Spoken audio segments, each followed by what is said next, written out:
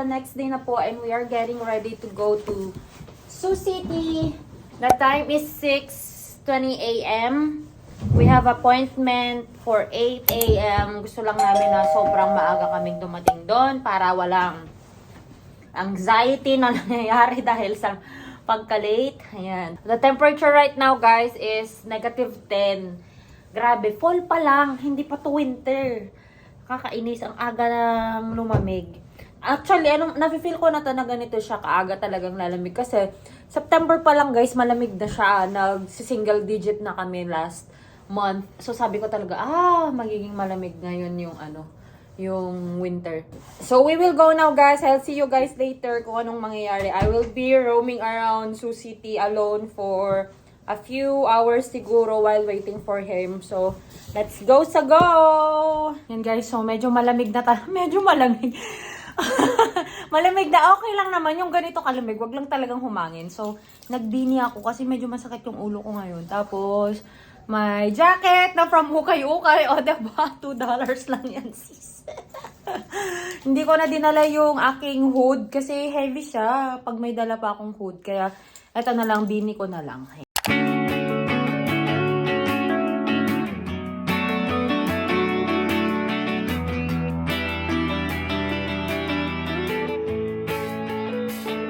Hey guys! Ang lapad ng mukha ko talaga. We are here in Sioux City. Tandaan mo, nandito lang ako sa Target at Hobby Lobby. Nagkahanap ko ng baby. 9 pa, mag-open ng Hobby Lobby pero yung Target 8 a.m. pa. Uy, yung ano mo mahal, oh. Bye-bye. Hindi na? Wow, ang tapang mo ngayon. Long sleeve ka na lang ngayon na malamig, ah. Na negative, ah.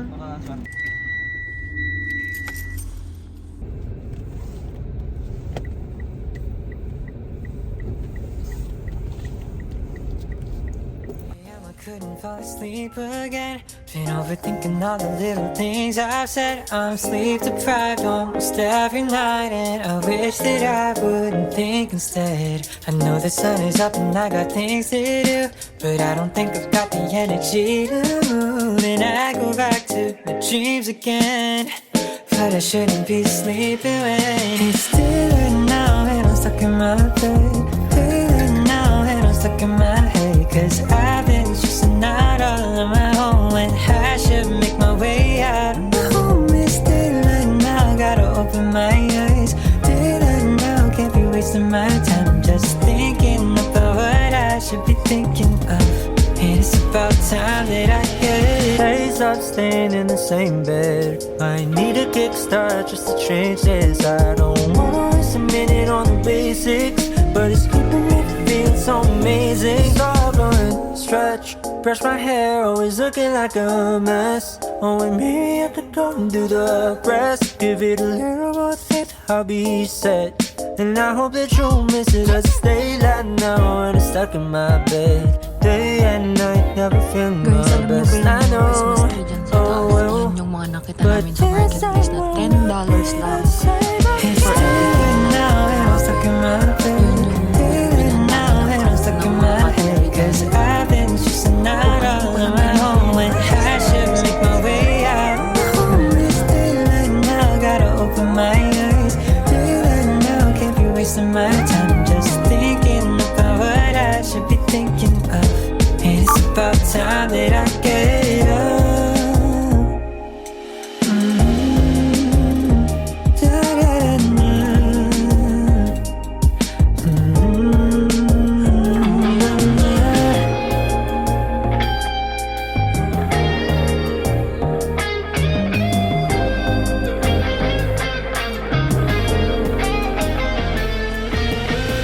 I couldn't fall asleep again.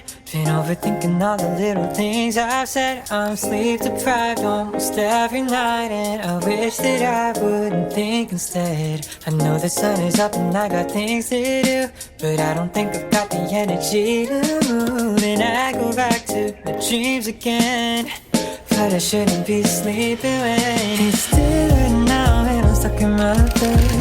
Daylight now and I'm stuck in my head, 'cause I've been stressing out all on my own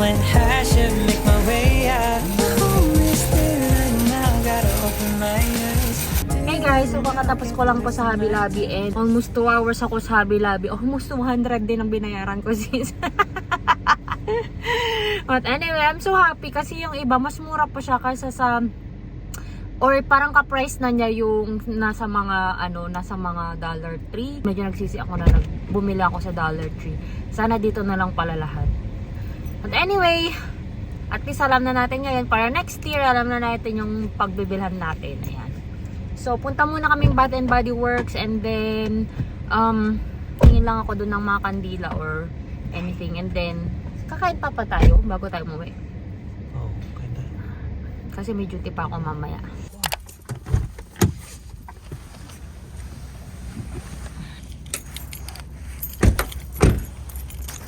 Well, my friends don't care about everything as long as you got a story to bring. We'll take you along, take you along, take you along to some other places. We drive towards the other horizon, maybe to spend a couple hundred till we run out, till we run out, till we run out of paper and change. Though tell me if I'm starting to think so recklessly, I may just write a letter home to say goodbye to everyone and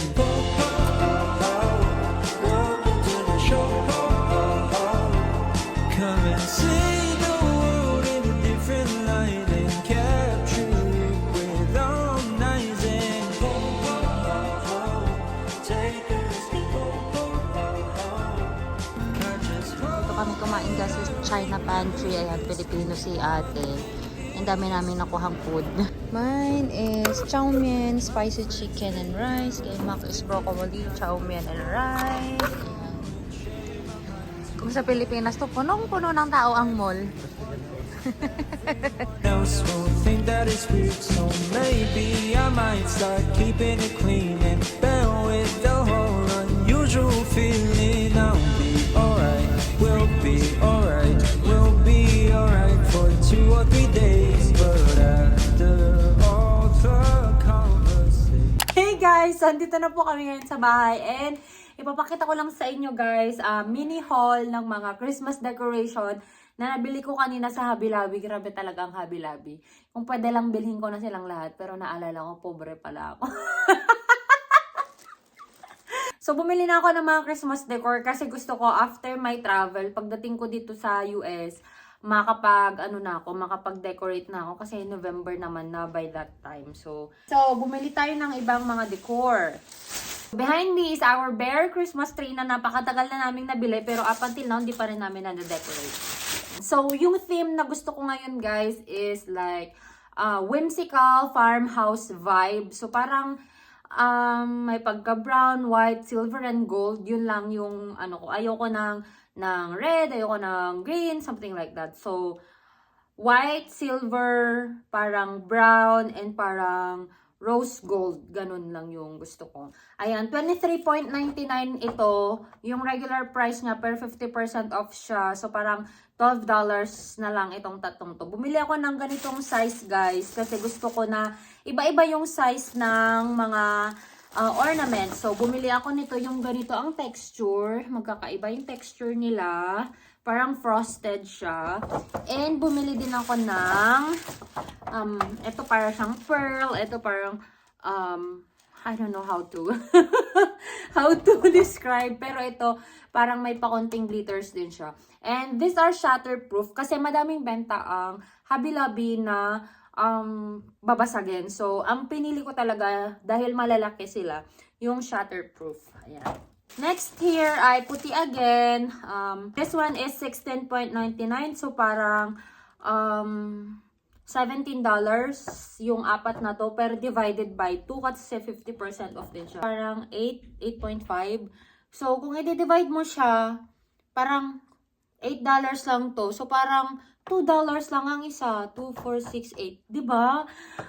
Ay, sabi ko hindi na lang sana ako bumili sa Dollar Tree. Kasi sa Dollar Tree, 1.25 yung mga ganito, oh. 1.5 yung mga yan. And the quality is not even that good. So sabi ko, hay, nagkakapagsisi talaga. This is $18.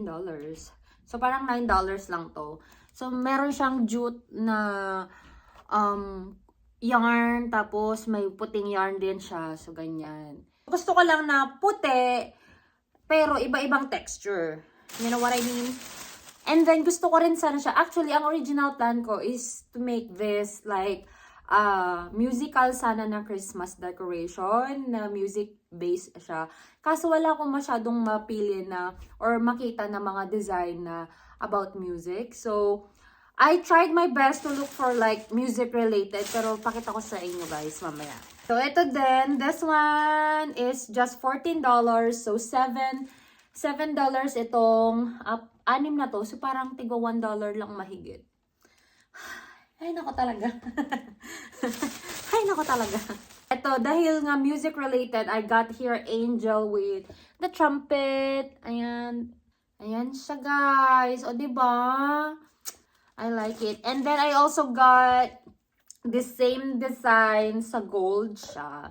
Medyo nagsisi ako ng konti nang nabili ko pala. Kala ko may nabili akong silver or white. So, ito, hindi ko alam kung anong tawag dito, guys. This one is $7. So, parang 3 point something ang isa. Ayan, lalagay mo siya na pa ganun, para may ibang kulay.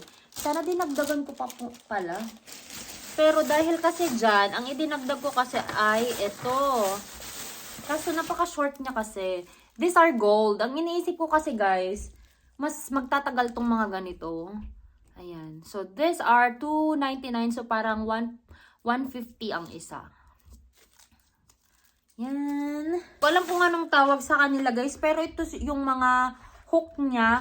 Kasi nga, itong mga ornaments like this one. Yung mga ornaments, guys, wala siyang sabitan. So, bumili na ako ng mga sabitan nito. Ayan. I got here silver para sa mga puti. And then, yung gold is ganito. 25 pieces na yan. This is $1.99 per ganito. And then, yung kanilang Christmas light, it's not on sale. $25. Isa lang yung binili ko. Sana kasha. Siguro naman magkakasya. Oh, I got here 3 topper. Ito lang yung nagustuhan ko. Kasi iniisip ko, guys, ayaw kong bumili ng iba't ibang kulay. You know what I mean? Kasi nga dahil yung theme namin is puti. So, iniisip ko yung magagamit din namin kahit iba na yung theme ng Christmas tree namin. So, bumili lang ako ng puti para next time if ever na, you know, white color is so timeless kasi. So, kahit siguro ang maging theme namin for next year is red and green, at least, medyo pasok pa rin siya sa banga. I will not be needing to buy another, 3 topper. Bumili lang ako ng lalagay ko dyan sa table. So, this one is $16.99. Alam mo, parang hindi ako naniniwala na $50 tong mga to eh. I mean, 50% off. Bakit? Kulang-kulang 200 yung binayaran ko. And then, eto na guys, yung mga babasagin. I think these are the things na 50% off din kasi itong mga. Ayan, dahil music, wala akong mabiling ornament. So, bumili na ako ng ganito para lang may hint of musical yung Christmas natin. Ayan. This is the violinist with pole. Ayan. $13.99. So, parang $7. Si accordion boy. Ayan siya. $14 din siya. This one, guys, is the word believe. Na meron siyang 3 pieces. Ayan. This is $5.99. $6 or $3. These are real, parang glass siya. Pero bakit ganun yung tunog? Ay, wag kang mababasag. Diba? Ang ganda. Sana dinamihan ko pa talaga. Kasi gusto ko kasi to magre-reflect yung ilaw. So, bumili ako ng iba't ibang, 2 design lang actually. Gusto ko lang ng parang memorabilia. I'll try. Pwede pa rin naman kaming bumalik if ever na magkulang yung decoration namin. So, $4 or $2. O, diba? Kaysa yung mga binili ko sa Ay, nasa huling pagsisisi. Okay lang yan. Mga nahanap ako na parang picture frame na ornament. Picture frame siya na ornament. So, what I'm planning is to print pictures ng family ni Mac, family ko, tas yung kami ni Mac. Ayan. Kasi, para naman may hint of family pa rin yung tree namin. Dahil music tayo, guys. Ito na lang. Hirap maghanap ng music related. Ayan, bumili ako ng ganito na napakaingay. Oh, these are my grand pianos. How much are this? Oh, they are $5 each. Ayan. Grand piano siya, guys. Kasi nga music related siya. Mas mura pa to kaysa yung mga nasa Amazon. Yan. 2 grand piano. This is the guitar. Diba? Ang cute. Oh my God, this is more expensive. This is $8. Sana pala puro na lang piano. Puro grand piano na lang sana kinuha ko. Hindi ko nakita yung presyo nun, ha. Oh! Alam nyo, guys, ito yung pinakauna na pinulot ko. Tapos sabi ko, ang daming pwede kong iregalo kay Bebe. So, I bought 2 snow globes na meron siyang, ano bang tawag dito? Reindeer ba to? Kaso puti eh. Hindi ko alam kung anong tawag sa hayop na to. Hayop! Sa animal na to. But, I'm gonna give one to her. Kasi iniisip ko, every year, I'm gonna give her snow globe. Para may mga collection siya. So, ayan. Bibigyan ko siya ng ganito. This one is $5 each pala. Mga crystals, ayan, na ornament. Ayan.